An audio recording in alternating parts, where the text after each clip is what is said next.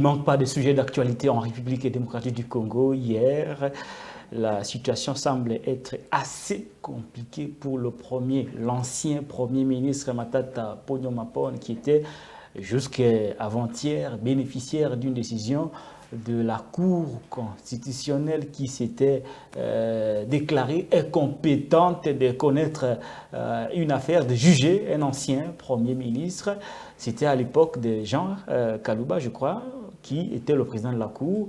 Après jugement, après appréciation, la Cour s'était alors décidé de ne pas juger un ancien Premier ministre, s'estimant incompétente par rapport à cette question. Ce n'est pas de l'avis de Dieudonné Kamuleta, le président de la Cour constitutionnelle, qui a vu les choses autrement. D'après cette Cour composée essentiellement de nouveaux arrivés, oui, la Cour peut cette fois-ci juger un ancien Premier ministre. Est-ce que c'est une décision inique, irrégulière? Nous allons poser la question à notre invité pour vous éclairer et nous permettre d'avoir une idée juste sur l'appréciation que nous devons avoir par rapport aux décisions de la Cour qui sont réputées exécutoires et après la publication. Et donc, nous allons nous interroger tout au long de cette émission. Après, on va s'interroger sur la situation de la mise en place ou de mise en place dans les entreprises et établissements publics de l'État. Quelques contraires ont été élevés, mais aussi plusieurs communicateurs du président Félix-Antoine Tshisekedi Tshilombo ont été promis par ces nominations. On vient de l'apprendre. Félix Tshisekedi a-t-il commencé le nettoyage de son entourage après la mise en détention de ses proches qui ont envoyé des photos secrètes à Kigali? Il a finalement remplacé le coordonnateur de la sécurité intérieure du président de la République par son propre jeune frère. Il s'agit de Jacques, je crois, Tshibanda Tshisekedi, qui remplace celui qui était le chargé de la coordination de la sécurité du président de la République. Que vous inspirent ces changements ou ces nouveaux arrivés au sein du cabinet du président de la République? Nous allons, tout au long de cette émission, y revenir avec de plus amples détails. Mouyej Richard sera désormais jugé parce que l'Assemblée provinciale du Lualaba aurait autorisé des poursuites contre lui. Entre-temps, il y a quand même des activités qui se font au niveau de cette province. Nous allons y revenir tout au long de cette émission. Je crois vers la fin, on va vous balancer une vidéo pour vous faire vivre ce qui est des activités au niveau de la province du Lualaba. Alors, nous recevons spécialement pour vous, après, une émission qui était carton plein, appréciée par tout le monde, les Tony 3, Pius Romain Roland Goy, l'homme qui a 3 prénoms avec un seul nom. Pius Romain Roland Goy. Pius Romain Roland Goy. C'est avec lui que nous allons nous entretenir pendant 45 minutes parce qu'il a d'autres chants à fouetter. Pius Romain Roland Goy, bonjour et bienvenue. Bonjour. Comment allez-vous? Je vais bien. Une correction. Je n'ai pas 3 prénoms. Ah, vous n'avez pas 3 prénoms? Non. Pius Romain Roland Pius est Goy. le nom. Goy est le post-nom. Romain Roland est le prénom. Ah, mais là, ce sont des noms français. Là. Non, ce ne sont pas les bons. Vous avez 4 prénoms alors? Avec le christianisme, on a emprunté les noms prétendument chrétiens, Romain Roland, mais de ma famille, c'est Pius Ngoy. Très bien, très bien. Les gens ont beaucoup apprécié votre analyse sur la prophétie de Roland Dallot. Et nous interrogeons la Bible. Je suis un grand lecteur de la Bible. Et si c'était Jimmy qui aurait dit ça, ou Barnabé qui aurait dit ça, ou moi qui aurais dit ça, ou Nico Faye qui aurait dit ça, à cette heure-ci, il serait à Maloko pour demander comment il sait que le chef... Il serait à Maloko? Oui, il serait à Maloko pour savoir comment il doit justifier comment le chef de l'État doit être tué par les 4 chefs d'État. Alors moi, je dis, connaissant bien les Saintes Écritures, toutes les prophéties sont écrites dans la Bible et les prophéties qui sont écrites dans la Bible ne sont pas dites par une seule personne. Lorsque vous prenez la prophétie sur le Christ, elle a été dite par plusieurs personnes. Plusieurs prophètes. Plusieurs prophètes. Et c'est dans l'accomplissement que les gens se rendent compte que toutes ces personnes parlaient de Jésus. Ouais. On a parlé qu'il sera vendu pour 30 pièces, sans citer le nom. On a dit, ses vêtements seront jetés comme un dé, il sera pendu sur un poteau, ils ont donné tout litanie de prophéties. Et c'est dans l'accomplissement de ces prophéties que les gens se sont rendus compte que c'est sur Jésus. Les gens ont évalué. Voilà. Mais ici, ce n'est pas arrivé dans une église, puisqu'on veut se faire une santé ou être appelé à la présidence ou attirer la foule. Vous dites qu'il y a 4 chefs d'État qui vont tuer les chefs d'État. Ça, ce n'est pas une prophétie. C'était un montage grossier. Non, ce n'est pas une prophétie. Il faut faire attention. Paul a dit, si un ange venait à vous dire autre chose que ce que nous vous avons prêché, qu'il soit maudit. Qu'il soit maudit. Mais oui, c'est ça. Les gens m'ont dit, mais Pius ne croit plus au pasteur, il croit en qui? En Dieu. Je lis la Bible et puis c'est fini. Et tous les pasteurs sont des affairistes. Oui, je ne comprends pas. On peut avoir des relations, mais en ce qui concerne la parole de Dieu, je ne crois en personne. Je sais lire la Bible et je sais l'interpréter. Point. Point barre. Merci beaucoup, Pius Romain Roland. Et je l'ai lu plus de 14 fois. Qu'aucun pasteur peut-être... Toute la Bible? Si. De Genèse au dernier livre de Révélation. Tout lu? Tout. 14 fois? 14 fois. Vous êtes fort. Franchement, vous êtes fort. Moi, j'aime lire. Franchement. Par jour, je peux lire 5 chapitres. 2 chapitres et je lis par jour. Oui, je prends Genèse, je lis le premier chapitre. Je me limite par exemple au 3e chapitre. Un seul jour, puis c'est fini. L'autre jour, je lis. L'autre jour, je lis. Enfin, j'aime beaucoup l'histoire biblique. Et parfois, lorsque je suis certains films, des fictions qui apparentent à l'histoire biblique ou à l'histoire romaine que nous avons étudiée, nous qui avons fait le latin, je me dis, on se cultive. C'est comme ça que tous ceux qui disent telle prophétie est sortie, je dis non, ce n'est pas une prophétie. Vous savez évaluer. Très bien, alors on revient sur l'actualité. Vous savez très bien que la Cour constitutionnelle dirigée par Dieudonné Kamoleta, je crois, s'est déclarée compétente de juger un ancien Premier ministre en contradiction avec l'arrêt de la même Cour, cette fois-là dirigée par le professeur Kalouba. Pius Romain Roland Ngoï, vous êtes un analyste politique, un intellectuel de surcroît. Comment avez-vous analysé ces revirements de la Cour constitutionnelle? On est en train de nous créer des monstres juridiques qui vont poser de très sérieux problèmes. Lorsque la Cour des cours, qui est la dernière instance, rend son arrêt, dit « Je suis incompétente de juger l'ancien Premier ministre et l'ancien président de la République. Allez-y. C'est ça ce que dit la Constitution. La Cour des cours ne juge que le président en fonction et le Premier ministre en fonction au moment où ils commettent des actes infractionnels. Un ancien Premier ministre, un ancien président, la Cour des cours ne juge pas.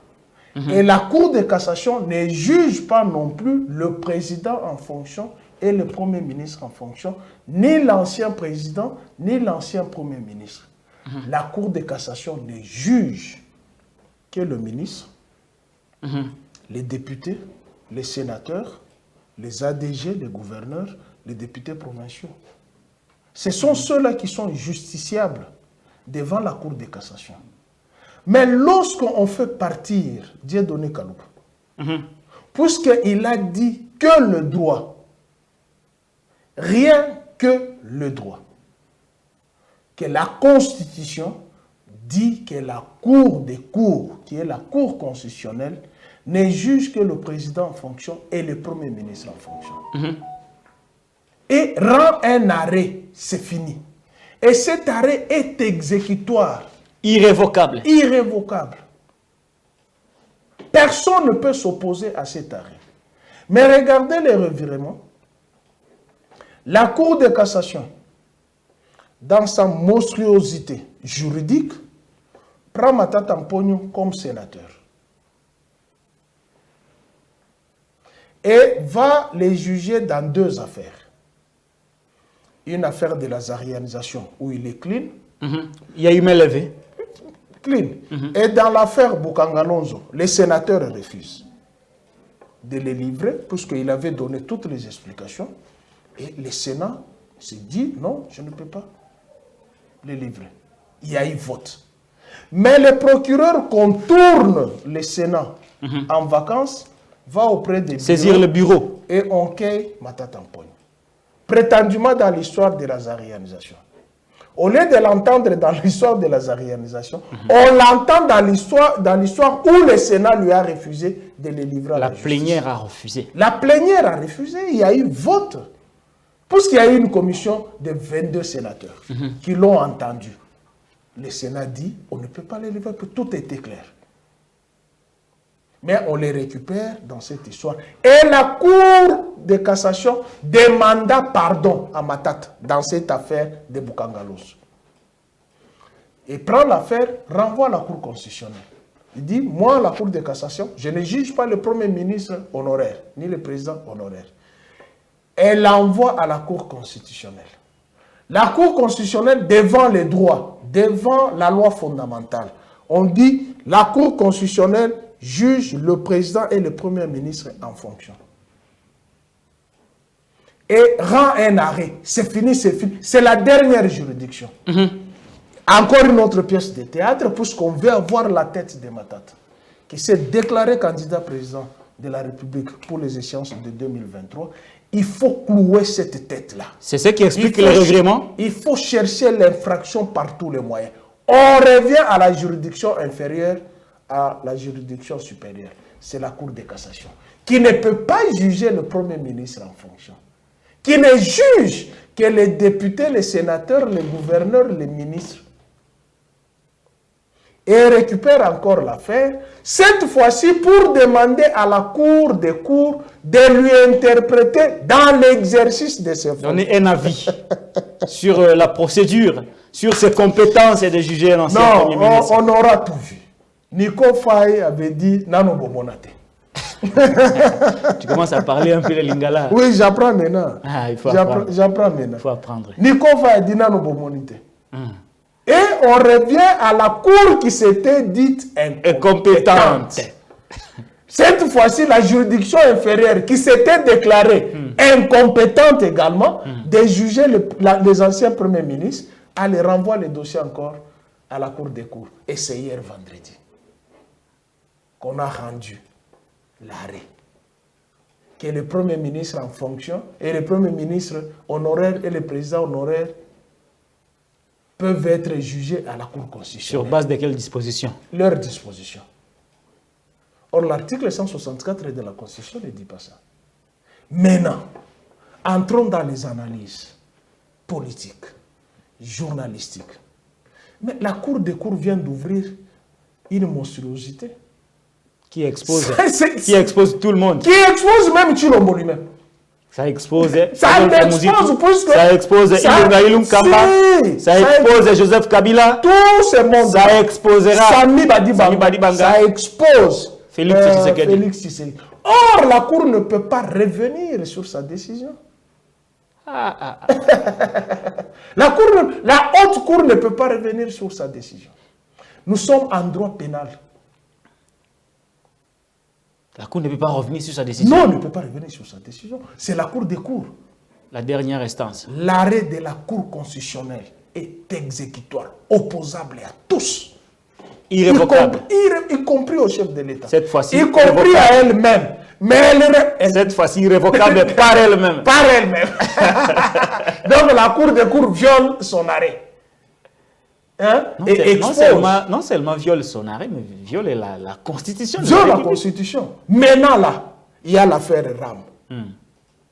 Il y a l'affaire Thompson. Il y a l'affaire 100 jours. Nous vous encourageons, Cour des cours, d'ouvrir cette jurisprudence. Chilombo va répondre. Mais oui, c'est une jurisprudence qui a protégé presque tout ce monde. On pouvait poursuivre Matata pendant qu'il exerçait ses fonctions. La Cour constitutionnelle pouvez le poursuivre. Mais il n'est plus Premier ministre. Les années sont passées. Il est sénateur. Et la Cour constitutionnelle vous dit, moi je ne juge pas les honoraires. Et la Cour de cassation dit, moi je ne juge pas ceux qui en fonction, ni les honoraires. Je ne juge que les sénateurs, les gouverneurs et les ministres. Alors, ce sont des personnalités qui n'ont pas de juridiction. Mais voilà, la Cour des cours vient de créer une juridiction. Sans le Parlement. Sans le Parlement. On vient de créer une juridiction. De juger les présidents, les premiers ministres honoraires. Mais Tshilombo sera aussi honoraire. Il y a le procès, il y a l'affaire Boukam, il y a l'affaire Ram, il y a l'affaire Thompson, il y a l'affaire 100 jours, il y a l'affaire hydrocarbures, il y a l'affaire rétrocommission. Et tout ça, ça va ressusciter. Donc, ils viennent de créer une monstre qui expose même Tshilombo lui-même. On peut avoir la tête de Matata, c'est dans moins d'une année. Les élections, c'est bientôt. Mais il sera candidat en prison. Comme certains ont été candidats députés nationaux. Ils ont été élus en prison et puis ils sont sortis. Il sera candidat. Il sera candidat en prison? Oui, il sera candidat. Oui, oui. Ça, c'est quelle alchimie, ça? Hein? C'est quelle alchimie, ça? Candidat prison? Et oui, oui, on peut être candidat en prison. Tu n'as pas entendu à Galawal? De la prison à la présidence de la. Mais maintenant, qu'est-ce qui va se passer, Pius Romain Rolland, devant cette évidence? C'est une monstruosité. On vient de nous mettre dans un embarras. Qu'est-ce qui va se passer entre la partie de Matata Pogno et la Cour? Au cours d'un procès, comment les choses vont se passer avec cette histoire? La partie Matata a l'arrêt de la Cour exécutoire. Je ne juge pas le Premier ministre en fonction. Je ne juge pas et je juge le Premier ministre en fonction. Je juge le président en fonction. Au moment de fait. Je ne juge pas le Premier ministre honoraire, je ne juge pas le président honoraire. Et la Cour de cassation vous dit, moi je ne juge pas le Premier ministre. Je vais lire là. Ok, d'accord, très bien. La Cour de cassation vous dit, moi non plus je ne juge pas le Premier ministre en fonction et le président en fonction. Ni les honoraires. Je ne juge que les sénateurs, les ministres, députés, les gouverneurs, les députés nationaux, les ministres, les vice-ministres, les gouverneurs, les mandataires. Alors, on va rentrer dans l'arrêt, si vous l'avez, Pius Romain Rolland, trouvez rapidement l'arrêt pour qu'on sache les motivations. Parce que chaque décision judiciaire est toujours motivée pour qu'on ne puisse pas spéculer. Voilà, prenez Pius Romain Rolland. Pius, lisez un peu l'arrêt pour qu'on comprenne. La Cour constitutionnelle s'est prononcée en interprétation de l'article 164 de la Constitution dans le cadre du procès Boukangalonzo qui met en cause l'ancien Premier ministre Augustin Matata Pogno. Saisi par la Cour de cassation, elles sont rendues en arrêt ce vendredi 18 novembre 2022, dont voici les dispositifs. La Cour constitutionnelle, siégeant en matière de contrôle de constitutionnalité et d'interprétation de la Constitution, après avis du procureur général, se déclare compétente pour examiner l'exception d'inconstitutionnalité et des questions de constitutionnalité soulevées, dit que l'expression « dans l'exercice des fonctions » tel qu'envisagé à l'article 164 de la Constitution signifie qu'il faut que le président de la République ou le Premier ministre ait été en train de procéder à l'un des actes de sa fonction et doit être dans une situation d'exercice effectif des fonctions. Il peut donc être poursuivi pendant son mandat, suivant la procédure dérogatoire aux droits communs prévus dans la Constitution. Dit en outre que l'expression « une infraction commise à l'occasion de l'exercice de leurs fonctions » telle qu'envisagée à l'article 164 de la Constitution signifie que le président de la République ou le Premier ministre ait perpétré l'infraction en dehors des fonctions, mais en raison des actes professionnels accomplis dans la procédure dérogatoire aux droits communs prévus dans la Constitution. Dit que la Cour constitutionnelle est seule compétente pour connaître les infractions commises par le président de la République ou le Premier ministre dans l'exercice ou à l'occasion de l'exercice de leurs fonctions. Dit que la Cour constitutionnelle est le juge pénal d'un ancien président de la République et d'un Premier ministre qui n'est plus en fonction au moment des poursuites, et c'est en parfaite harmonie avec l'esprit du Constituant. Matata Mpogno et ses co-prévenus, Patrice Kitebi et Christophe Gobler, sont poursuivis pour détournement des deniers publics dans le cadre de la débâcle du projet de Boukangalonzo. La Cour constitutionnelle s'est déclarée incompétente pour juger les prévenus et a transmis les dossiers à la Cour de cassation.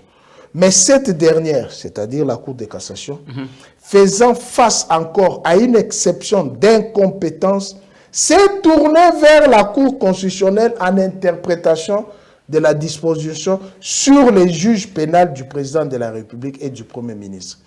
Mais les avocats de Matata estiment que la Cour constitutionnelle s'est déjà prononcée sur la question et qu'elle n'est pas se dédire. Je suis perdu. La monstruosité. Dans la Constitution dit, la Cour constitutionnelle ne peut pas juger le Premier ministre honoraire ni le président honoraire. Mais elle vient de créer une juridiction, à sa propre juridiction. Tout est bien. Exprimez-vous en français, Pius. On n'en a pas encore vu. Avec ces gens ici, on en aura de toutes les couleurs. Comment la Constitution qui est claire? C'est là où j'en appelle aux juristes. Les juristes vont faire quoi? Dites-nous. Contre la Cour des cours. Mais elle s'était déclarée incompétente. Comment toi tu t'es déclarée incompétente dans une affaire et puis tu récupères l'affaire et puis tu te déclares compétente? Puisque le premier président est parti, il y a un autre président qui vient avec mission de traquer Matata. À ce moment-là, la Cour devient compétente. Est-ce que celui qui était là était à la solde de Matata Pogno? Non, il a dit... Kamoulé était venu corriger les choses. Bien que moi, je n'ai jamais été d'accord avec la procédure qui avait amené Dieudonné Kalouba à la Cour constitutionnelle, mais je vous dis, il a dit les droits. Il avait dit les droits. Il avait dit les droits en rapport avec la Constitution. C'est qui lui a coûté son poste. Mais oui, il est parti, on l'a chassé comme un vulgaire, monsieur. Pour avoir dit les droits. Et pour avoir dit les droits. Alors que vous savez la procédure, comment les juges à la Cour sont nommés et sont investis et prennent fonction. 3 viennent de telle composante, 3 viennent de telle composante. On connaît la composition. Ouais. Et on sait que 1, après 3 ans, part. 1, 3 ans. Lui, il a été tiré au sort. Voulu. Il a été tiré au sort. Je me suis même demandé comment on est tombé seulement sur lui.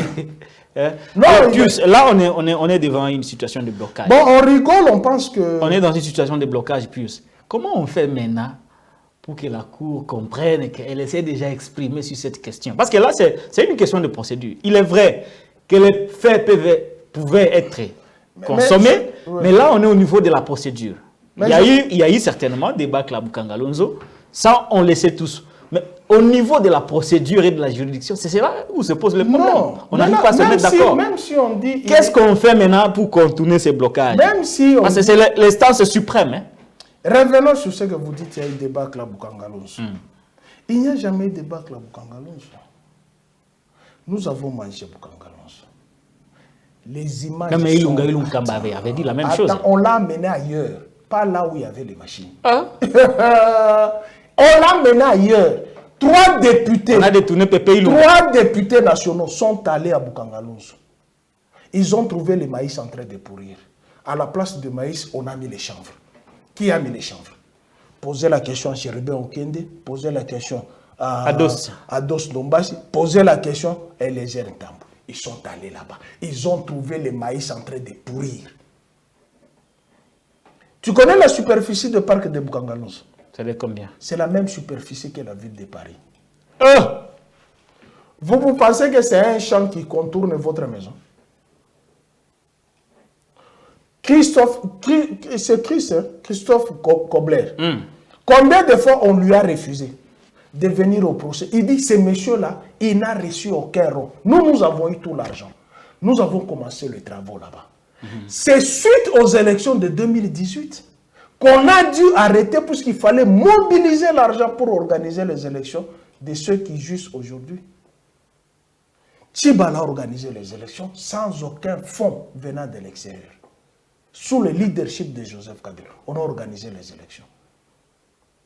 Mais ceux qui l'ont succédé pouvaient continuer avec le projet Boukangalonzo. Mais on n'a pas continué. Les 3 députés sont allés en commission parlementaire. Enquête parlementaire. On trouvait les maïs en train de pourrir. Et après, ils sont revenus pour dire, à la place de maïs, on a mis du chanvre. Question. Puis sur mes questions. Maintenant que vous dites qu'il n'y a pas eu de débâcle à Bukangalonzo et que la Cour va finalement juger Augustin Matata Ponyo Mapone, n'est-ce pas une occasion donnée à l'ancien Premier ministre Matata Ponyo de prouver son innocence devant le peuple pour qu'il soit totalement lavé de cette affaire qui, quand même, est une tache d'huile sur sa chemise blanche? Les droits, ce n'est pas la mécanique. Vous voulez dire quoi par là? Les droits, c'est procédure. Avant d'attaquer les fonds, il faut vider la forme. Toute la forme. Mais la forme, on vous dit que le Sénat l'a entendu.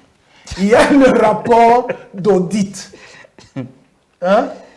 Des grandes firmes d'audit qui ont audité pour vous dire que Matata n'a jamais reçu un rond. C'est lui qui a reçu les ronds. La firme sud-africaine, Goblet, est venue ici. On lui a refusé de comparaître au procès. Pourquoi on lui a refusé? Il est venu volontairement, il dit, on m'a refusé de venir. On lui a ravi son passeport. Il est venu volontairement, il dit, je viens comparaître. Et il a organisé un point de presse, il dit, Matata n'a reçu aucun rond. C'est nous qui avons reçu. Et il y a eu des travaux qui ont été faits. Nous avons mangé Bukangalonzo. Oui, là, on sent tous que maintenant, il y a eu une nouvelle forme qui... Non, il faut maintenant poser la question. À ceux qui l'ont succédé, pourquoi n'ont-ils pas continué avec le projet Bukangalonzo? Oui, et ceux qui l'ont accusé à l'Union sacrée sont les anciens du peuple RD. Lui-même, il l'avait dit. Il m'a même cité le nom.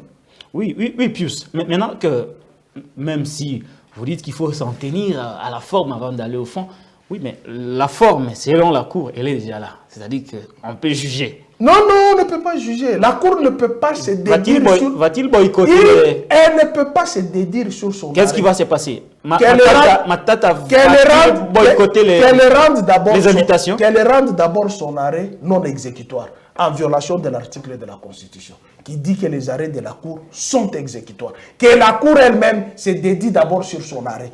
Que l'arrêt là que j'avais rendu, je m'étais trompé. Maintenant, je suis compétente. Vous allez voir la monstruosité juridique. C'est pourquoi j'ai dit, Matata va boycotter les invitations. Même Montesquieu va ressusciter de sa tombe. Ah, Pius. Mais je vous dis. Non, est-ce que Matata va boycotter les invitations? Parce que la Cour a créé sa forme. C'est celle qu'on nous a donnée hier. Mais certainement, comment vous pouvez créer... On va fixer l'affaire. Comment vous pouvez créer... Matata va-t-il répondre aux invitations de la Cour pour comparaître? Comment vous pouvez créer... Qu'est-ce qui va se passer? On est dans une situation de blocage. Comment vous pouvez créer une juridiction pour juger une seule personne qui est incompétente au moment de... Pius, est-ce que vous sentez qu'on est dans une situation de blocage? Nous sommes perdus avec ce régime ici. Bon, répondez quand même à la question. Non, c'est difficile. Matata va-t-il répondre? C'est difficile de te répondre. Ou va-t-il introduire un recours pour brandir l'ancien arrêt de la Cour? C'est difficile de vous répondre. Siégeant sur son incompétence de juger l'ancien Premier ministre. Si je l'aurais su, je serais venu avec cet arrêt de la Cour. Ouais. J'allais vous lire toutes les dispositions. Si ça pouvait me prendre 1 heure, ça ne faut pas que j'ai cet arrêt. Vous l'avez à la maison. Qui s'est déclarée incompétente. Donc, si la Cour s'est déclarée incompétente, la Cour inférieure, la Cour de cassation, elle s'est dit, moi je ne saurais pas juger les premiers, mais ce n'est pas de ma compétence. Ils ne sont pas de ma juridiction. Je renvoie le dossier à la Cour constitutionnelle. La Cour constitutionnelle regarde et dit, moi, je ne juge que le président et le premier ministre en fonction. Je suis incompétente. Donc l'affaire est close. Non, on ressuscite l'affaire. Puisque c'est la tête de Matata. On ressuscite. Et la Cour de cassation qui s'était déclarée incompétente dit que je suis compétente pour juger l'ancien premier ministre. Il dit non, il faut que je cherche une incise là et l'interprétation dans sa fonction, dans l'exercice. Elle renvoie l'affaire. Elle renvoie l'affaire là où elle est incompétente. Et là, on se déclare compétente. Et là, on se déclare, on dit bon, comme l'autre est parti, on a mis l'autre, nous sommes maintenant compétentes. Pius, vous ne répondez pas toujours à ma question. Mais c'est difficile. Quelles sont les hypothèses que nous avons? Analysons comme journaliste. Hein. Quelles sont les hypothèses que nous avons par rapport à cette situation? Maintenant, il y a l'arrêt de la Cour. Première hypothèse. Qui a clôturé l'affaire. Première hypothèse. Ouais. Que la Cour constitutionnelle viole son propre arrêt. Il a déjà violé parce qu'il y a un autre arrêt contredisant le premier. Alors, là, nous ne sommes plus dans une république. Nous sommes dans une monarchie. C'est la volonté d'un individu. Parce que la république marche avec les lois. Et on respecte les lois. C'est ça ce qu'on appelle état de droit. État de droit. Maintenant, l'état de droit, c'est seulement dans la bouche. C'est pas au fond. C'est pas au fond. Maintenant, le volet politique de l'affaire. Mais on sait que c'est un dossier politique. On veut tout simplement la tête de Matata. Et ce n'est pas un moyen pour... Parce que peut-être qu'il aurait refusé de répondre à l'appel du président. Mais oui, il a refusé. Est-ce qu'on ne veut pas les contraindre Il a refusé d'entrer dans l'union sacrée. Il a refusé. Et c'est l'une des raisons qu'on le poursuive. Puisque juridiquement, rien. Il te dit, quand il commettait les faits, il était qui? À supposer qu'il y a eu débâcle. Okay. Il était qui? Premier ministre. Il avait été poursuivi à ce moment-là? Non. Ok. Il devient sénateur. Et la Constitution dit, moi, je juge que le Premier ministre et le président en fonction. La Cour constitutionnelle n'a pas compétence. La Cour de cassation n'a pas compétence. Donc, ce sont des personnalités sans juridiction. Même si vous venez de créer une juridiction, on ne peut pas revenir en arrière. Ne peut-il pas écrire au président de la République pour dénoncer toutes ces irrégularités? Qui est le magistrat suprême? C'est Félix Antoine Tshisekedi Tshilombo. Il connaît tout ce qui se passe. Hein? Et oui, il sait tout ce qui se passe. Mais l'affaire Matata défraie la chronique. On peut le saisir officiellement. Le saisir pour dire quoi? Ce n'est pas une juridiction. Le chef de l'État, ce n'est pas une juridiction. La dernière juridiction, c'est celle-là qui avait rendu son arrêt. Je suis incompétent. L'affaire de Matata là devient compliquée. On nous renvoie encore dans l'histoire. On nous renvoie encore aux études pour apprendre les droits. C'est le droit qui est créé par les Congolais. Mais où sont les juristes congolais? Je t'ai dit, même Montesquieu, au moment où nous parlons, dans sa tombe là, il dit non. Il est étonné. J'en ai vu les juristes, pas ceux qui sont... Il est étonné. Il est étonné. Mais où sont les juristes congolais? Où sont les opposants qui regardent Vous savez. Où sont les Congolais conscients qui regardent cette situation? Vous savez. Voilà. Lorsque l'article 142 de la Constitution avait été touché en 2011, et les lois organiques qui organisent les différentes cours n'avaient pas été touchées, et lorsque Sakata et Minaku ont mis en mouvement ces lois, vous savez ce qu'on a dit? On a dit quoi? Tous les aboyeurs ont fait sortir les chiens bergers dans la rue. On veut imposer Bochab comme président de la Cour constitutionnelle. On veut faire ceci, on veut... Les gens ont marché contre les lois Sakata et Minaku. Aujourd'hui, on va poser la question à ceux qui sont au Parlement, même ceux qui ont marché. La loi Sakata Minaku les tient à la gorge. Les tient à la gorge. Mabound avait dit, on est dans une république des juges. Avait-elle raison? Je pense que même Dieu, là où il se trouve, il se pose la question, est-ce qu'au Congo, nous avons vraiment des juges? Est-ce qu'au Congo, on applique les droits? La justice élève une nation. Maintenant, la monstruosité qu'on vient de nous créer, même les différentes juridictions extérieures, internationales, elles vont se poser des questions. Finalement, nous sommes où avec les Congos? L'agression de l'autre côté, musulmans des journalistes de l'autre côté, les aboyeurs en train d'insulter de l'autre côté, et on crée les monstruosités juridiques de l'autre côté. Nous sommes dans quel état? Mike Nkiba a dit on a perdu totalement espoir. Non, nous n'avons plus d'état. La meilleure façon, c'est de pousser Tshilombo d'organiser les élections qui nous laissent notre pays. Mais avec ces arrêts, ça va toujours nous rattraper. Mais je vous dis que,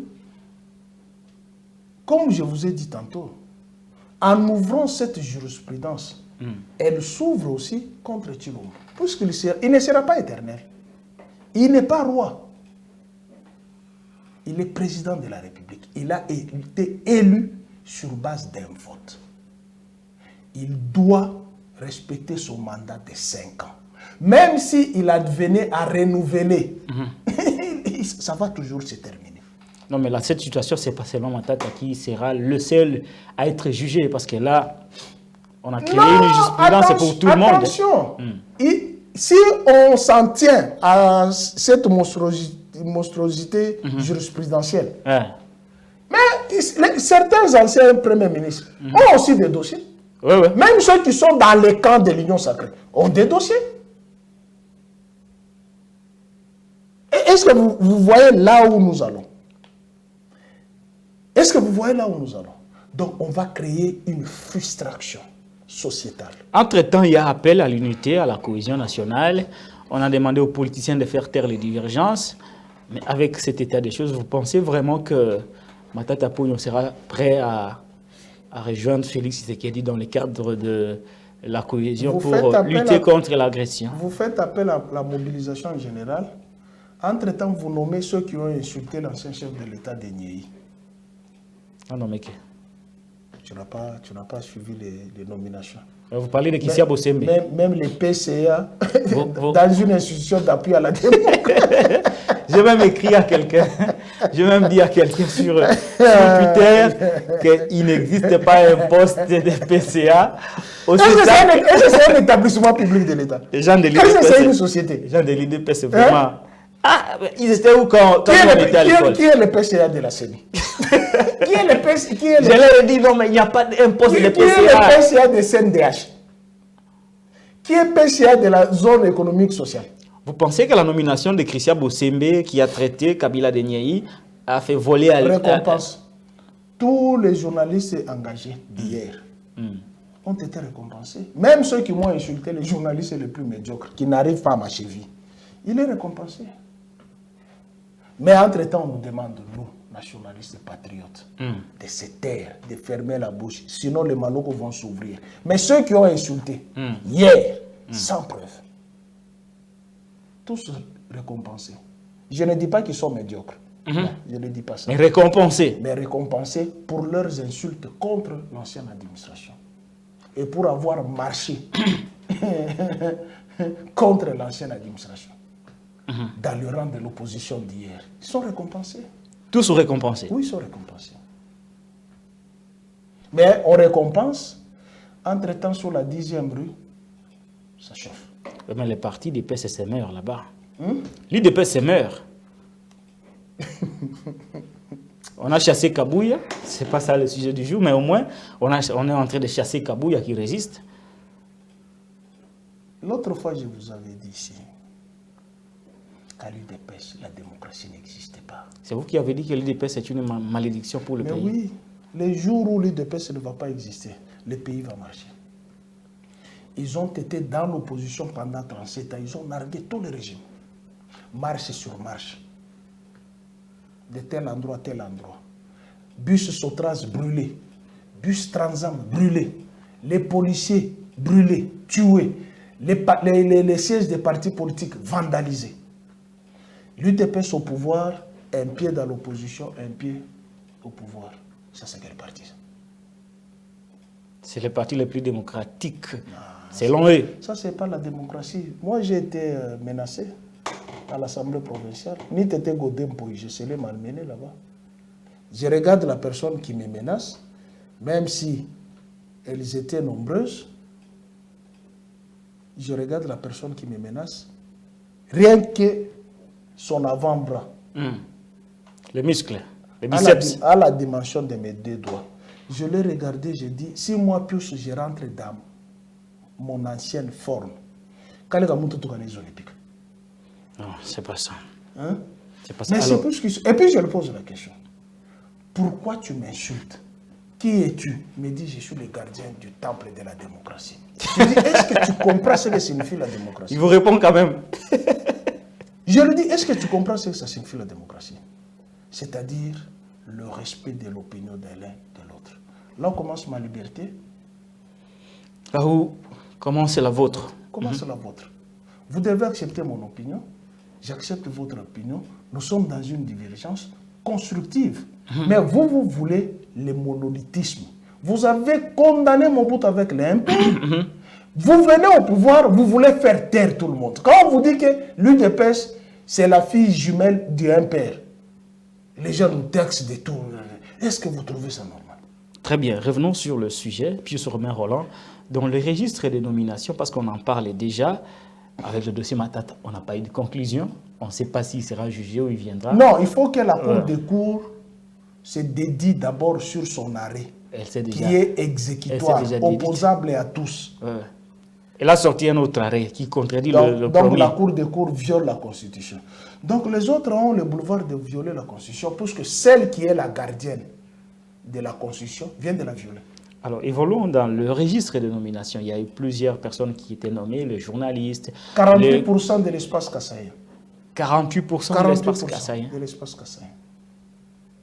Vous voulez dire quoi par là? Oui, ce sont les nominations tribales. C'est connu. On les décrit matin, midi, soir. Ça ne nous effraie plus. Vous avez fait le compte. 48% espace kassaïen.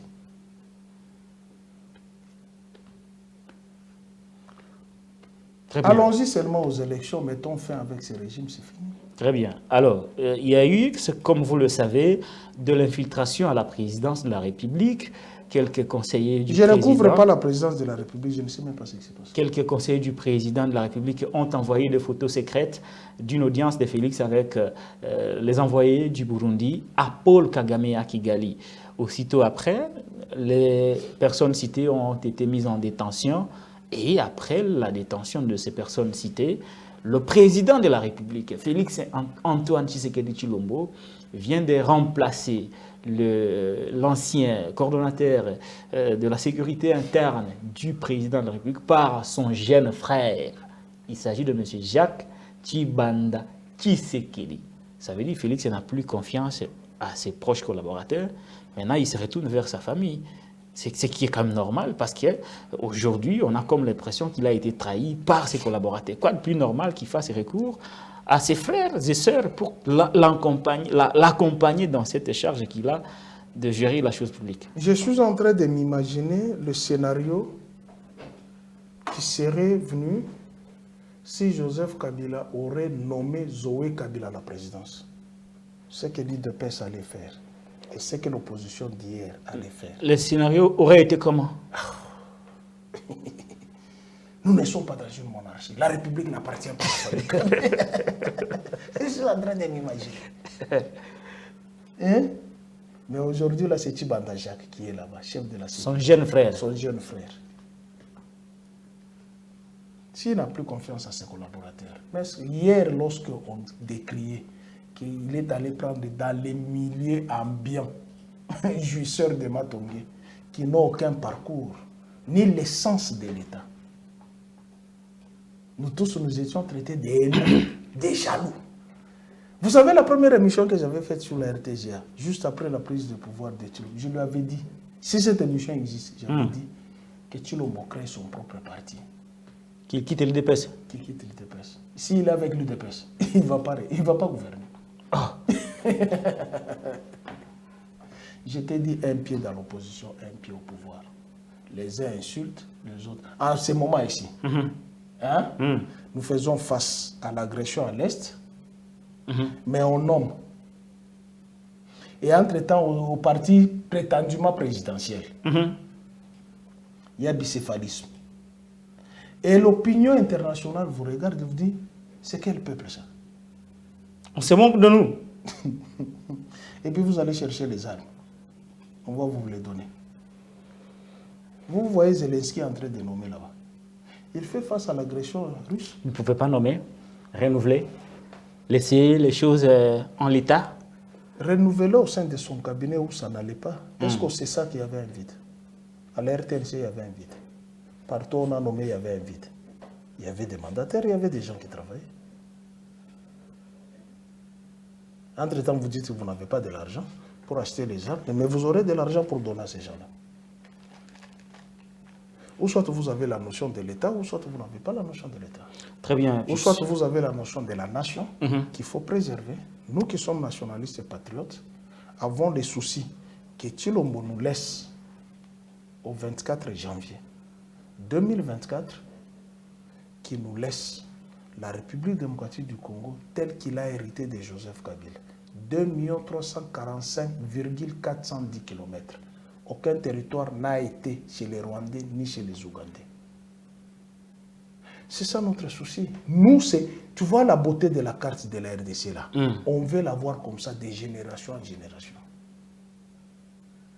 Mais lorsque vous êtes allé signer les accords avec ces gens-là, qui vous a envoyé signer les accords? Qu'on nous dise ces accords-là dit quoi? Hier, j'ai été sur un plateau avec Félix Kayembe, cadre de l'UDPS. Il a été aussi nommé? Lui, il est toujours. Il a été à l'OCC, il avait eu ces postes-là quand il était au PPRD. Il s'est fait UDPS après que le pouvoir ici soit mis en place. Il a toujours été à l'OCC depuis longtemps. Maintenant, je parle de ce que nous avons discuté hier. Très bien. Félix Kayembe nie sur toutes les lignes. Tshisekedi n'a pas signé les accords. Il n'y a aucun accord qui a été signé.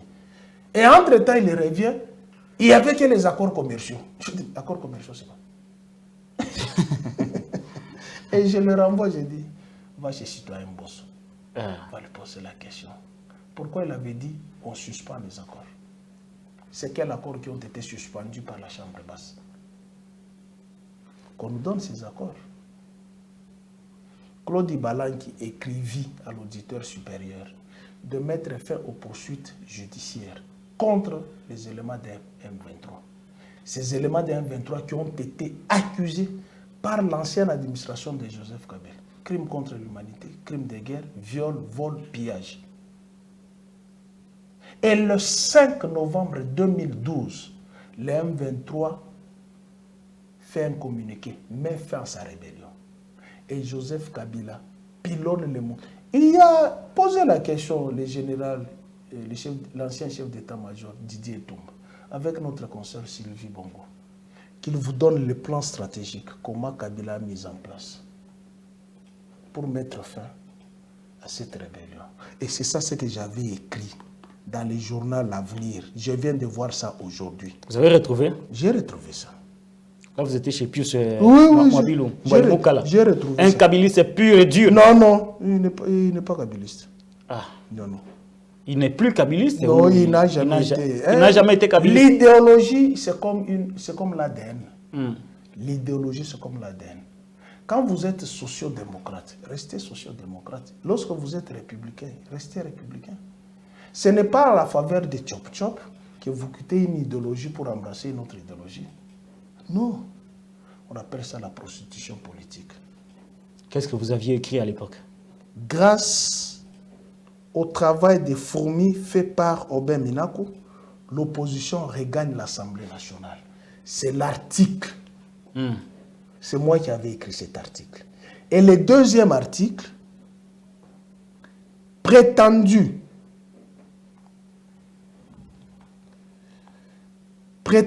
dauphin de Joseph Kabila, made in réseaux sociaux. Zoé Kabila, Nemi Mouilania, Augustin Matata Pogno ou Aubin Minakou, pour quelle carte gagnante? Page 5. Je reviens sur l'article. Vous avez l'article? Si, j'ai l'article. Vous allez lire vous allez suivre ce que j'avais écrit. Vous êtes archiviste comme moi. J'avais écrit ceci. Rapidement, il est en train de chercher son article. On va les lire un peu et puis on va passer à autre chose. Allez-y, M. Romain Roland. Je vais lire l'article. Très bien. C'est l'article qui avait été écrit le jeudi 2 novembre 2017. C'était le jour de l'anniversaire de ma fille et c'est l'article qui m'a valu mon licenciement comme rédacteur en chef adjoint au journal L'Avenir ici, à cause de cet article. Qu'est-ce que vous aviez écrit? La course à la présidentielle, qu'est-ce qui s'était passé au fait? TV5, dans leurs éditions, dit que Joseph Kabila a réuni la majorité présidentielle à Kingakati, a imposé Zoé Kabila comme son dauphin. Et ça fait un sérieux problème de débat au sein de la rédaction. On m'a confié la charge de cet article. Je dis, je veux aller au cœur de la politique. C'était à l'Assemblée nationale. Je suis allé là-bas, j'ai interrogé plusieurs députés nationaux. De la majorité présidentielle à l'époque, dit on n'a jamais été à Kingakati, Kabila ne nous a jamais dit ça. Maintenant, moi, je viens avec l'article, je le ponds. Et on corrige, on nettoie dans la rédaction et on met l'article prétendu dauphin de Joseph Kabila, made in réseaux sociaux. Selon les réseaux sociaux. Zoé Kabila, Nemi Mouilania, Augustin Matata Mpogno ou Obé Minaku. Pour quelle carte gagnante? Chapeau. La course à la présidentielle n'a pas encore été enclenchée par la Commission électorale nationale indépendante. Cependant, les réseaux sociaux et autres médias se lancent dans la course, consistant à propulser certaines personnalités susceptibles de conquérir prochainement le fauteuil présidentiel. Des noms sont avancés dans le camp de la majorité présidentielle, sans que celle-ci officiellement n'ait déclaré un quelconque dauphin. Est-ce la peur ou simplement une question stratégique pour consolider la cohésion au sein de la majorité présidentielle, ou encore déclarer à l'heure actuelle les futurs locataires du palais de la nation fragiliseraient cette famille politique? Des questions dubitatives que l'opinion ne cesse de se poser. Qui de Zoé Kabila, qui de Nemi Moulania, de Matata Mpogno ou Obé Minaku constituerait la carte gagnante de la majorité présidentielle? Mystère. Ça, c'est le chapeau. Bon, on va pas lire tout l'article, c'est important. Allez-y. La polémique a enflé sur les médias et autres réseaux sociaux sur le remplacement éventuel de l'actuel président de la République au terme de son mandat à la prochaine élection présidentielle prévue en 2018. Un nom a été cité au sein de la plateforme de la majorité présidentielle, a-t-on appris, lesquels noms seraient les puits-nés de Joseph Kabila Kabange, à savoir Zoé Kabila. À en croire les médias, les prétendus dauphins de Joseph Kabila auraient suscité des réactions de part et d'autre, au point semblerait de diviser la majorité présidentielle. Résumé. Ah, c'est important. Ouais. Les téléspectateurs risquent de se fâcher. La rédaction du quotidien L'Avenir. La rédaction. Là, c'est vous. Ouais. Dans ses recherches de la vraie information, a appris par les trichements d'un membre de la majorité présidentielle, député national et communicateur de l'AMP, que cette information, c'est du bluff. Je peux citer le nom de celui qui est Crispin Goy, celui que j'avais interrogé. Il n'en a jamais été question à la majorité présidentielle. Certes, affirme-t-il, que le chef de l'État, Joseph Kabila, conscient de la charge politique de sa famille politique, ne s'hasarderait à créer une polémique au sein de sa famille en choisissant et ou en proposant son jeune frère pour le remplacer à la tête de ce grand pays.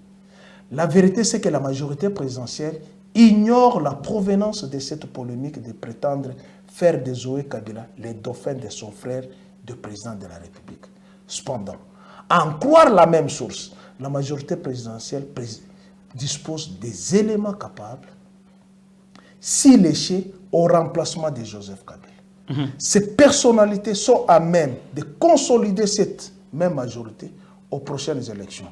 C'est ainsi qu'il lâchera en passant plusieurs noms susceptibles de gagner à la présidentielle. Si la majorité misait sur un des noms, il s'agit de Nemi Moulania, actuel directeur du cabinet du chef de l'État, Augustin Matata Mpogno, ancien premier ministre, et Obé Minaku, l'actuel président de l'Assemblée nationale et secrétaire général de la majorité présidentielle. Donc, la majorité présidentielle dispose des atouts possibles de consolider sa majorité parlementaire, même présidentielle, aux prochaines élections. Pour l'instant. Il faut en finir, hein, plus. Elle se focalise à conduire l'action politique de Joseph Kabila jusqu'au terme de son mandat constitutionnel.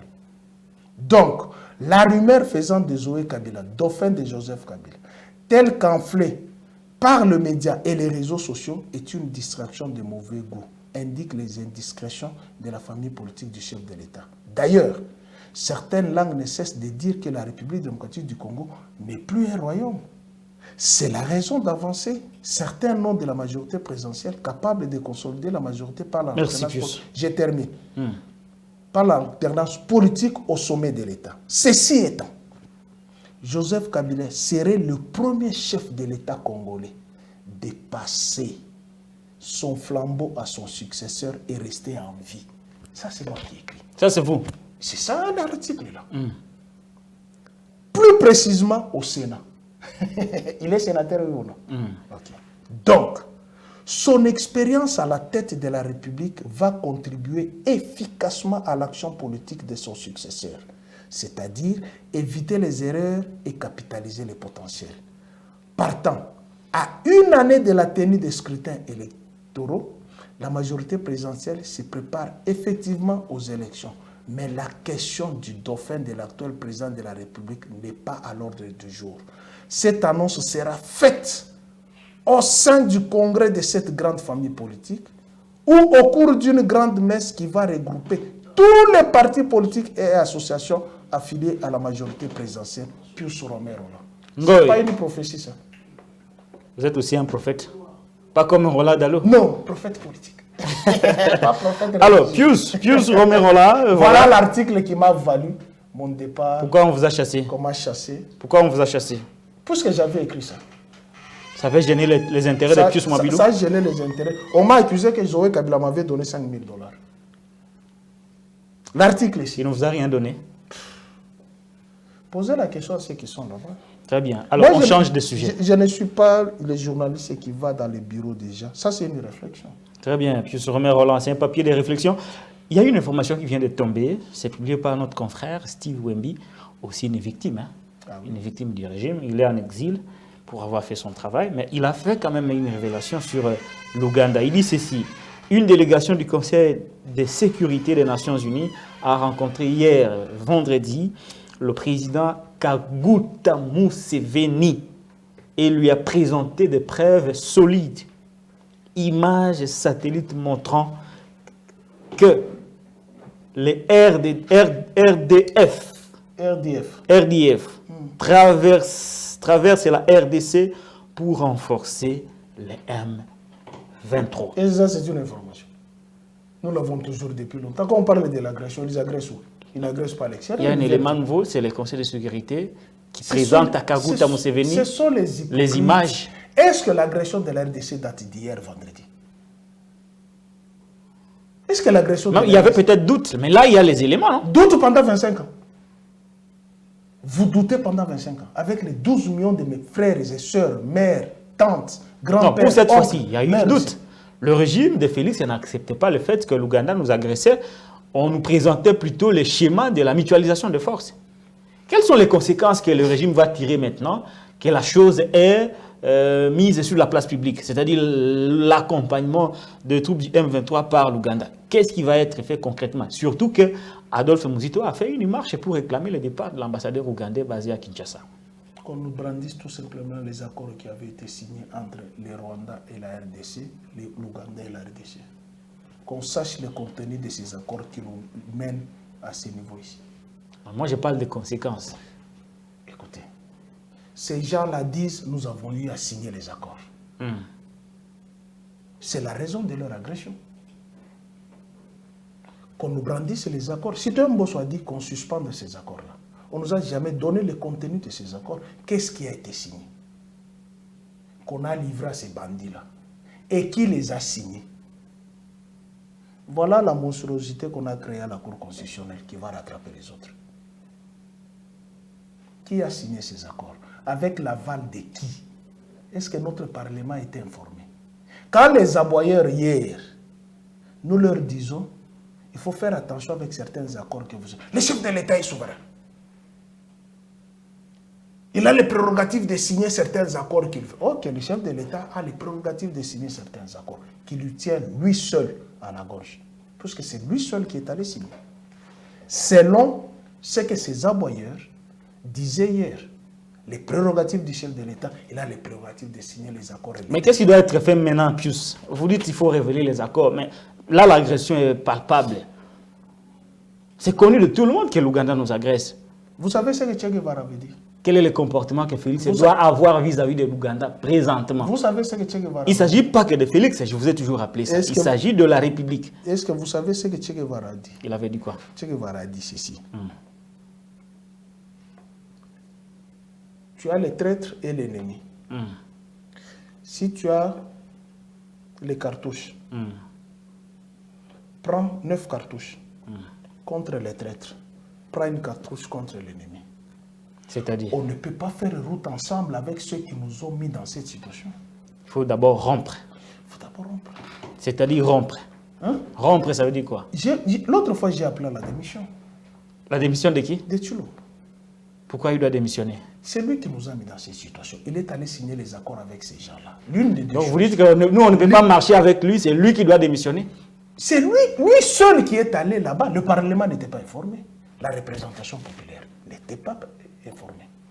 Il est allé signer ses propres accords avec nos ennemis qui, depuis longtemps, depuis 1994, à la mort d'Abiyarimana, les Rwandais ne nous ont jamais laissés tranquilles. Vital Kamir, dans une des émissions, il dit en 1998, Étienne Tshisekedi a signé les accords avec Kigali. Étienne Tshisekedi a signé des accords avec Kigali? Si, il y a la vidéo. Je cite son nom. S'il m'entend, si ce que j'ai dit est faux, qu'il aille me traduire en justice. Tshisekedi, le père, a signé des accords avec Kigali.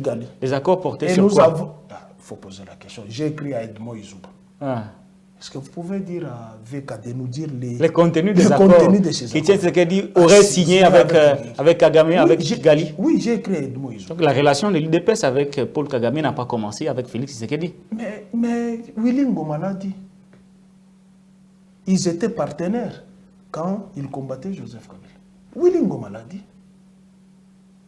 Quand les armées ougandaises et rwandaises se battaient à la Tchopo, mais Étienne Tshisekedi lui a déroulé le tapis rouge à Kigali.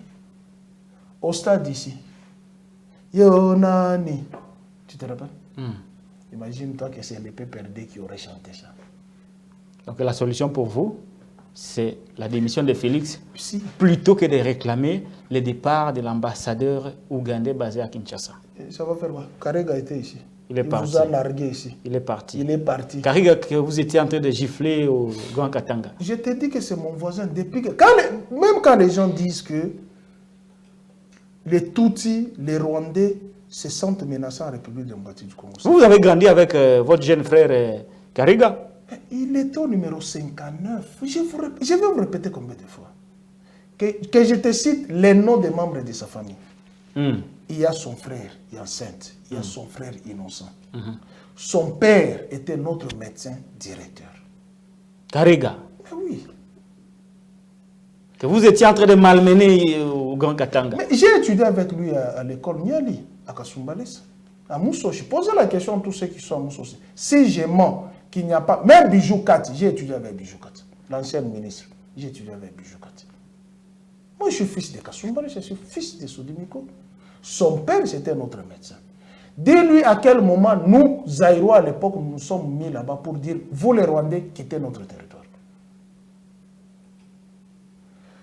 Et c'est ça ce que je dis maintenant. Donc la solution, ce n'est pas la fermeture des ambassades, l'expulsion des ambassadeurs, mais c'est plutôt la démission de Félix. Attends. Karega est parti, non? Oui, il est parti. Notre ambassadeur à Kigali. Le chef de mission a été rappelé à Kinshasa d'urgence pour une consultation. Rappelez ou fermer l'ambassade? Rappelez. Bon, ok, comme la diplomatie agissante continue à faire son bonhomme de chemin, allons dans la diplomatie agissante. Nous sommes téléspectateurs. Nous critiquons. Comme le chef de l'État lui-même avait dit, critiquez-moi. Mais on n'insulte pas. On n'insulte pas. Non, ce n'est pas de mon éducation. Vous croyez quand même à la force régionale? Les bandits là. Les Kenyans qui vont s'occuper du processus politique et diplomatique. Vous avez signé les accords avec les Kenyans ici. Et bientôt, je vous informe qu'il y aura des négociations en Nairobi avec Kinshasa va négocier avec les rebelles. Vous avez vendu des banques au Kenya. Vendu? Écoutez, banques. C'est une émission commerciale du Kenya au Congo, non? Ok, ça va. Continuez toujours à signer avec nos bourreaux. Pius Romain. Bon, très bien. On va prendre le dernier virage de cette émission. Nous allons cette fois-là quitter Kinshasa pour nous rendre au niveau de la province du Lualaba, c'est ça, où où l'honorable Roy Philippe Kaumba. L'honorable Roy Philippe Kaumba a procédé à la distribution de kits scolaires aux élèves. Oui. Vous suivez cet élément que nos confrères qui l'ont accompagné ont réalisé, et on va se retrouver juste après, placer un commentaire par rapport à ces actes de générosité, puis clôturer définitivement cette émission. C'est au village Chikinini, précisément l'école primaire Namuyombo, localisée sur la route Mushima à 12 km de Kolwezi, que l'honorable Roy Kaumba Philippe, président de la fondation portant son nom, a procédé au lancement officiel de la distribution gratuite des objets classiques pour l'année scolaire 2022-2023, cahiers, stylos et crayons. Comme il est de coutume, chaque année scolaire, les équipes seront déployées dans tous les coins et recoins de Muchacha pour distribuer ces biens au profit des élèves. Je suis content, je voudrais vous encourager de continuer avec les études, de prendre au sérieux ce que vous êtes en train de faire, n'est-ce pas? Oui. Dès que vous quittez l'école, vous avez vos cours, vous rentrez à la maison, il ne faut pas jouer. Vous rentrez à la maison, vous commencez à faire vos devoirs, vous réalisez vos cours pour que quand vous terminez l'année, vous passez au secondaire dans de bonnes conditions, n'est-ce pas? Oui. C'est pourquoi je suis venu avec quelques objets classiques pour vous encourager. Merci. Encourager les parents qui vous amènent à l'école pour que vous soyez comme nous demain, n'est-ce pas? Oui. Voilà. Cette activité rentre dans le cadre de soutenir la vision du chef de l'État, Félix Antoine Tshisekedi Tshilombo, dans la gratuité de l'enseignement des bases, rendue possible au Lualaba par Fifi Masuka Saini, gouverneur à l'intérim. Remercions l'honorable Roy Kaumba, c'est que le geste qu'il a fait donc à notre école, nous rendons à Dieu qu'il puisse le bénir dans sa vie. Nous remercions infiniment M. l'honorable Kaumba Roy, le premier député de nous avoir assisté dans notre école EPNA Muyombo. L'honorable Kaumba Mayonde s'est rendu aussi au village Salembo pour la même action, cette fois-ci à l'école primaire Sankwanda. Tunapigia asante honorable Philippe Kaumba, tunamremercie mingi sana kwa kazi anafanya kwa kutukumbuka kwa village Salem ndoka kuletea kwa batoto makaye na mabiki. En tout cas Mungu amubariki sana na kazi yake ende kumbele. Partout où il est passé, l'élu de Muchacha a laissé des motivations financières à la satisfaction des bénéficiaires. Puis sur Roland, nous sommes déjà au Lualaba où on a vu quand même un acte très généreux à l'endroit des écoliers. Comment réalisez-vous par rapport à cet acte quand même de cœur vis-à-vis de nos enfants? Non, vous savez que d'abord c'est un député provincial que j'admire beaucoup. Monsieur Roy Philippe Kaumba, okay. C'est un homme généreux, simple, qui pense au moins à entretenir son électorat. Il n'est pas seulement dans cette distribution de kits scolaires, bien que ça arrivait en retard. C'est en raison de multiples travaux, il n'était pas... Mais il a tenu quand même à accompagner ses élèves, puisque vous savez que l'éducation, c'est un grand héritage. Laisser l'argent aux enfants, ça ne profite. Ça ne représente pas grand-chose. Hein. Mais fomenter le cerveau... Donner les cahiers, les stylos, ça reste, c'est historique. Ça reste. Puis il dit... Dans ce reportage, je voudrais que vous soyez comme nous, c'est-à-dire la génération de demain. Voilà au moins quelqu'un qui pense... Qui investit dans la jeunesse. Investit dans la jeunesse. Et laquelle jeunesse? De son Muchacha. De son Muchacha. Son Muchacha. Ça, c'est son territoire. Son territoire naturel. Et il n'y a pas que la rentrée scolaire. Il a fait quelques centres hospitaliers. Il a réhabilité quelques bâtiments. Il a construit des écoles, il a sa fondation et il a mis de l'eau. Beaucoup plus de l'eau qui manquait dans ce territoire, parce qu'il y avait des gens qui allaient dans des rivières, il a rapproché l'eau. Voilà au moins. Moi, je suis resté fasciné, c'est pourquoi je lui ai dit à chaque action humanitaire. Nous allons l'accompagner médiatiquement. Nous allons l'accompagner. L'honorable Roy Philippe Kaumba. Roy Philippe Kaumba. Oui. Très bien. Nous allons l'accompagner. Et en dehors de ça, il a organisé une manifestation pour soutenir nos forces armées. Les images sont en train d'être illustrées. Forces armées de la République démocratique du Congo, comme moi je soutiens. Comme moi aussi. Nous, on est des nationalistes, des si patriotes. Nous sommes des nationalistes, c'est parce que dans l'armée, il n'y a pas de tribus. Il n'y en a pas. Il n'y a pas de politique. Oui. L'armée n'a pas de couleur. N'a pas de couleur. Mais lorsque vous allez finir à débouter l'ennemi dehors, nous viendrons faire les comptes. Pour l'instant, tout à fait d'accord avec Roy-Philippe Kaumba, on accompagne nos forces armées de la République démocratique du Congo. Tu sais pourquoi? Pourquoi? Puisque dans ces corps, nous avons des familles aussi.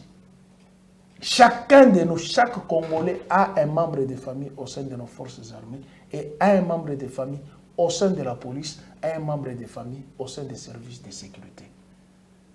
Donc ce sont les appareils de l'État où nous devons accompagner, pas les individus qui nous amènent dans cette bouillabaisse. Non. Les individus vont passer, l'armée va rester. Et c'est notre armée qui fait flotter les drapeaux de la République. Nous avons toute obligation, comme Roy-Philippe Kaumba, de les accompagner. On accompagne. Voilà pourquoi je dis bravo à ces députés provinciaux. Et je pense que Dieu... Vous savez que lorsque vous posez un acte généreux, même Dieu sourit. Hein. Même Dieu sourit. Mais si, même Dieu sourit. Donc pour le cas de Roy Philippe Kaumba, Dieu a souri. Lorsque vous posez un acte généreux, Dieu sourit. Mais lorsque vous prenez les gens, vous amenez au Malok. Quand vous remplissez les Malok, Dieu se fâche. Très bien, c'est par ces mots qu'on met fin à cette émission. Merci Pius Romain-Roland d'avoir répondu à notre invitation. Merci à l'honorable Roy Philippe Kaumba qui a donné à nos enfants des kits scolaires, mais qui a aussi organisé une marche de soutien au FARDC. Nous allons l'accompagner. Tu as vu la belle tenue? Très bien. Il était habillé comment? En bleu ciel. Hein? Tu sais ce que signifie la couleur du bleu? Vous êtes un expert en couleur? Si. J'ai fait la symbolique. Très bien. J'ai fait la sémiologie. Très bien. Si. Les bleus signifient les calmes. Merci beaucoup. Les blancs signifient la paix. Merci d'Eric Lunkeba pour la réalisation. Merci à Rossi qui était aussi derrière la caméra.